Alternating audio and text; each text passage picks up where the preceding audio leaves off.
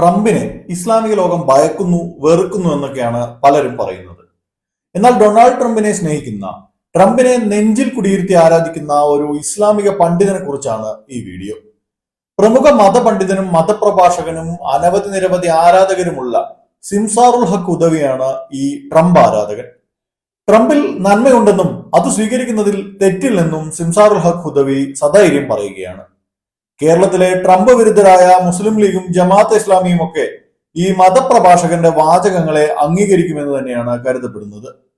മദ്യപാനവും പുകവലിയും സംബന്ധിച്ച ട്രംപിന്റെ നിലപാടുകളുമൊക്കെ തന്റെ പ്രസംഗ മധ്യേ സിംസാറുൽ ഹഖ് ഉദവി എടുത്തു പറയുകയും ട്രംപിനെ സ്തുതിക്കുകയും ചെയ്യുന്നുണ്ട്.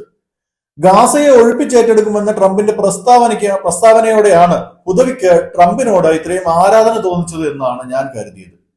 അങ്ങനെയാണ് എന്താണ് കാര്യമെന്ന് അറിയാനായി ഈ സംഭവം ഒന്ന് മനസ്സിലാക്കാൻ ശ്രമിച്ചത്. അപ്പോഴാണ് കാര്യം മനസ്സിലായത്. ട്രാൻസ്ജെൻഡറുകളോട് ട്രംപ് സ്വീകരിച്ച നയമാണത്രേ ഹുദവിയെ ഒരു ട്രംപ് ഫാൻ ബോയ് ആക്കി മാറ്റിയത്. ആണും പെണ്ണും എന്ന ജെൻഡർ മാത്രമേ ഇനി യു എസിൽ ഉണ്ടാകൂ, സ്ത്രീയും പുരുഷനും എന്ന രണ്ട് ജെൻഡർ മാത്രമെന്നത് അമേരിക്കൻ ഗവൺമെന്റിന്റെ ഔദ്യോഗിക നയമായിരിക്കുമെന്നും ഒക്കെയുള്ള വാചകങ്ങൾ ട്രംപിൽ നിന്ന് വന്നതും ഹുദവി ഒരു ഫാനായി. നേരത്തെ ഓണം, ക്രിസ്മസ് പോലുള്ള അന്യമതസ്ഥരുടെ ആഘോഷങ്ങളിൽ മുസ്ലിങ്ങൾ പങ്കെടുക്കരുതെന്നൊക്കെ പറഞ്ഞിട്ടുള്ള കക്ഷിയാണ് നമ്മുടെ ഈ ഹുദവി.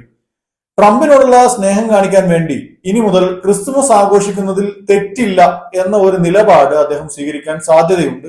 എന്തായാലും ക്രിസ്മസ് അടുത്തല്ലല്ലോ, അതുകൊണ്ട് അദ്ദേഹം സ്വീകരിക്കുമായിരിക്കും. എന്തായാലും ഇതോടെ ട്രംപ് എന്ന മതവിശ്വാസിയെയും മദ്യവിരോധിയെയും ഒക്കെ ഹുദവി തിരിച്ചറിഞ്ഞു. ഇത്രയും കാലം താൻ വെറുത്തത് ഇത്രയും നല്ല ഒരു മനുഷ്യനെ ആയിരുന്നുവല്ലോ എന്നോർത്ത് ഹുദവി ഒരു രാത്രി മുഴുവൻ കരഞ്ഞെന്നും തലയിണയൊക്കെ ഈർന്നായെന്നും ഒക്കെ പലരും പറയുന്നുണ്ട്.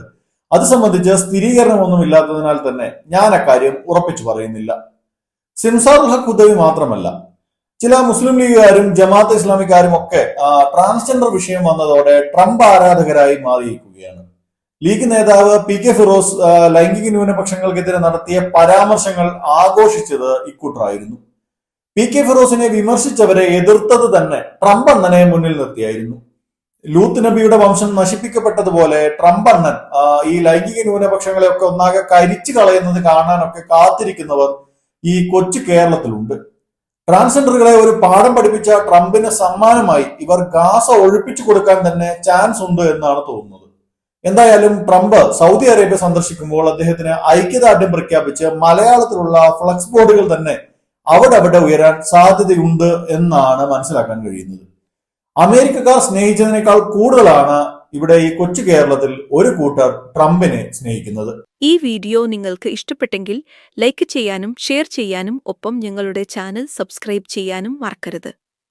ഈ വീഡിയോ സംബന്ധിച്ച നിങ്ങളുടെ അഭിപ്രായങ്ങൾ കമന്റായി രേഖപ്പെടുത്തുക.